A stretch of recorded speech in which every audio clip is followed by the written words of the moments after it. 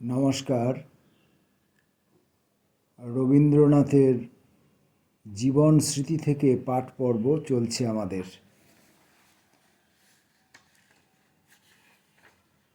আগের দিনে আমরা বাহিরে যাত্রা এই পর্বটি পড়েছিলাম। কলকাতায় ডেঙ্গুর উপদ্রব হলে ঠাকুর পরিবারের একটা অংশ কলকাতা ছেড়ে পেনেটি বাগানে গিয়ে আশ্রয় নিয়েছিলেন এবং সেইখানে শিশু রবীন্দ্রনাথের গ্রাম জীবন সম্পর্কে, বাংলার গ্রাম জীবন সম্পর্কে যে অভিজ্ঞতা হয়েছিল সেই কথা তিনি অল্প পরিমাণে লিপিবদ্ধ করেছেন। আজকে আবার আমরা পরবর্তী পর্বটিতে আসব। পরবর্তী পর্বটির নাম কাব্য রচনা পর্ব। ইতিপূর্বেই একবার রবীন্দ্রনাথের কবিতা লেখার প্রসঙ্গ এসেছে আরেকটি পর্বে, আমরা আগেই সেটি পড়েছি। শিশু রবীন্দ্রনাথ যেদিন প্রথম কবিতা লিখলেন, এবার আবার নতুন করে কবিতা প্রসঙ্গ এলো তাঁর জীবন স্মৃতিতে। সেটি এখন পড়ে দেখা যাক। শুরু করছি। সেই নীল খাতাটি ক্রমেই বাঁকা বাঁকা লাইনে ও সরু মোটা অক্ষরে ইটের বাসার মতো ভরিয়া উঠিতে চলিল। বালকের আগ্রহপূর্ণ চঞ্চল হাতের পীড়নে প্রথমে তাহা কুঞ্চিত হইয়া গেল। ক্রমে তাহার ধারগুলি ছিঁড়িয়া কতকগুলি আঙুলের মতো হইয়া ভিতরের লেখাগুলো যেন মুঠো করিয়া চাপিয়া রাখিয়া দিল। সেই নীল ফুলস্ক্যাপের খাতাটি লইয়া করুণাময়ী বিলুপ্তি দেবী কবে বৈতরণীর কোন ভাটার স্রোতে ভাসাইয়া দিয়াছেন জানি না। আহা, তাহার ভবভয় আর নাই। মুদ্রাযন্ত্রের জঠর যন্ত্রণার হাত সে এড়াইল। আমি কবিতা লিখি, এ খবর যাহাতে রটিয়া যায়, নিশ্চয়ই সে সম্বন্ধে আমার ঔদাসীন্য ছিল না। সাতকড়ি দত্ত মহাশয় যদিচ আমাদের ক্লাসের শিক্ষক ছিলেন না, তবু আমার প্রতি তাহার বিশেষ স্নেহ ছিল। তিনি প্রাণী বৃত্তান্ত নামে একখানা বই লিখিয়াছিলেন। আশা করি কোনো সুদক্ষ পরিহাস রসিক ব্যক্তি সেই গ্রন্থ লিখিত বিষয়ের প্রতি লক্ষ্য করিয়া তাহার স্নেহের কারণ নির্ণয় করিবেন না। লিখিয়া যে থাকি সে কথা গোপন করি নাই। ইহার পর হইতে তিনি আমাকে উৎসাহ দিবার জন্যে মাঝে মাঝে দুই এক পদ কবিতা দিয়া তাহা পূরণ করিয়া আনিতে বলিতেন। তাহার মধ্যে একটি আমার মনে আছে। রবি করে জ্বালাতন আছিল সবাই, বরষা ভরসা দিল আর ভয় নাই। আমি ইহার সঙ্গে যে পদ্য জুড়িয়াছিলাম তাহার কেবল দুটো লাইন মনে আছে। আমার সেকালের কবিতাকে কোনো মতেই যে দুর্বোধ বলা চলে না, তাহারই প্রমাণস্বরূপে লাইন দুটোকে এই সুযোগে এখানেই দলিলভুক্ত করিয়া রাখিলাম। মিনগণ হীন হয়ে ছিল সরোবরে, এখন তাহারা সুখে জলক্রীড়া করে। ইহার মধ্যে যেটুকু গভীরতা আছে তাহা সরোবর সংক্রান্ত, অত্যন্তই স্বচ্ছ। আর একটি কোনো ব্যক্তিগত বর্ণনা হইতে 4 লাইন উদ্ধৃত করি। আশা করি ইহার ভাষা ও ভাব অলঙ্কার শাস্ত্রে প্রাঞ্জল বলিয়া গণ্য হইবে।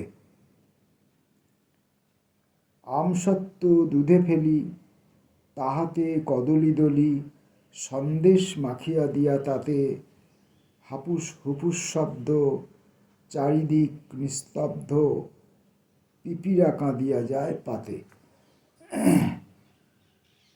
আমাদের স্কুলের গোবিন্দবাবু ঘন কৃষ্ণবর্ণ, বেঁটেখাটো মোটাসোটা মানুষ।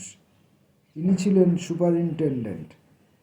কালো চাপকান পরিয়া দোতলায় আপিস ঘরে খাতাপত্র লইয়া লেখাপড়া করিতেন। ইহাকে আমরা ভয় করিতাম। ইনিই ছিলেন বিদ্যালয়ের দণ্ডধারী বিচারক। একদিন অত্যাচারে পীড়িত হইয়া দ্রুত বেগে ইহার ঘরে প্রবেশ করিয়াছিলাম। আসামি ৫-৬ জন বড় বড় ছেলে। আমার পক্ষে তো সাক্ষী কেহই ছিল না। সাক্ষীর মধ্যে ছিল আমার অশ্রুজল। সেই ফৌজদারিতে আমি জিতিয়াছিলাম এবং সেই পরিচয়ের পর হইতে গোবিন্দবাবু আমাকে করুণার চক্ষে দেখিতেন। একদিন ছুটির সময় তাহার ঘরে আমার হঠাৎ ডাক পড়িল। আমি ভীতচিত্তে তাহার সম্মুখে গিয়া দাঁড়াইতেই তিনি আমাকে জিজ্ঞাসা করিলেন, তুমি নাকি কবিতা লেখো? কবুল করিতে ক্ষণমাত্র দ্বিধা করিলাম না। মনে নাই কি একটা উচ্চ অঙ্গের সুনীতি সম্বন্ধে তিনি আমাকে কবিতা লিখিয়া আনিতে আদেশ করিলেন। গোবিন্দবাবুর মতো ভীষণ গম্ভীর লোকের মুখ হইতে কবিতা লেখার এই আদেশ যে কিরূপ অদ্ভুত সুললিত, তাহা যাহারা তাহার ছাত্র নহেন তাহারা বুঝিবেন না। পরদিন লিখিয়া যখন তাহাকে দেখাইলাম, তিনি আমাকে সঙ্গী করিয়া লইয়া ছাত্রবৃত্তির ক্লাসের সম্মুখে দাঁড় করাইয়া দিলেন। বলিলেন, পড়িয়া শোনাও। আমি উচ্চৈঃস্বরে আবৃত্তি করিয়া গেলাম। এই নীতি কবিতাটির প্রশংসা করিবার একটিমাত্র বিষয় আছে। এটি সকাল সকাল হারাইয়া গেছে। ছাত্রবৃত্তি ক্লাসে ইহার নৈতিক ফল যাহা দেখা গেল তাহা আশাপ্রদ নহে। অন্তত এই কবিতার দ্বারায় শ্রোতাদের মনে কবির প্রতি কিছুমাত্র সদ্ভাব সঞ্চার হয় নাই।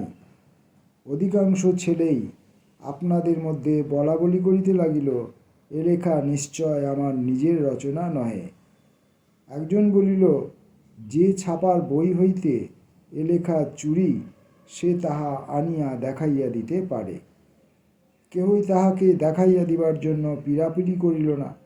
বিশ্বাস করাই তাহাদের আবশ্যক। প্রমাণ করিতে গেলে তাহার ব্যাঘাত হইতে পারে। ইহার পর কবিযশ প্রার্থীর সংখ্যা বাড়িতে লাগিল। তাহারা যে পথ অবলম্বন করিল তাহা নৈতিক উন্নতির প্রশস্ত পথ নহে। এখনকার দিনে ছোট ছেলের কবিতা লেখা কিছুমাত্র বিরল নহে। আজকাল কবিতার গুমর একেবারে ফাঁক হইয়া গিয়াছে। মনে আছে, তখন দৈবাৎ যে ২-১ মাত্র স্ত্রীলোক কবিতা লিখিতেন, তাহাদিগকে বিধাতার আশ্চর্য সৃষ্টি বলিয়া সকলে গণ্য করিত।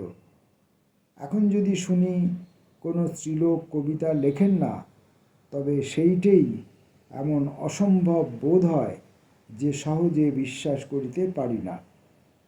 কবিত্বের অঙ্কুর এখনকার কালে উৎসাহের অনাবৃষ্টিতেও ছাত্রবৃত্তি ক্লাসের অনেক পূর্বেই মাথা তুলিয়া উঠে। অতএব বালকের যে কীর্তিকাহিনী এখানে উদ্ঘাটিত করিলাম, তাহাতে বর্তমানকালের কোনো গোবিন্দবাবু বিস্মিত হইবেন না। এই ছিল আজকের রবীন্দ্রনাথের জীবন স্মৃতিতে কাব্য রচনা চর্চা, সময়কালীন কিছু স্মৃতির কথা যা তিনি লিখেছেন। এই লেখা প্রসঙ্গেও দু একটি কথা আমরা বলতে পারি, আমরা ভিন্ন মত পোষণ করতে পারি। বিশেষত স্ত্রীলোকের কবিতা লেখা প্রসঙ্গে তিনি যেখানে অবতারণা করেছেন। কিন্তু রবীন্দ্রনাথের রচনা পড়তে গিয়ে পদে পদে নিজস্ব মন্তব্য রাখা যুক্তিসঙ্গত হবে না, এটাই আমার বিবেচনা শক্তি আমাকে বলছে। তাই আজকের মতো জীবনশ্রুতি পাঠ এখানেই শেষ করলাম। নমস্কার।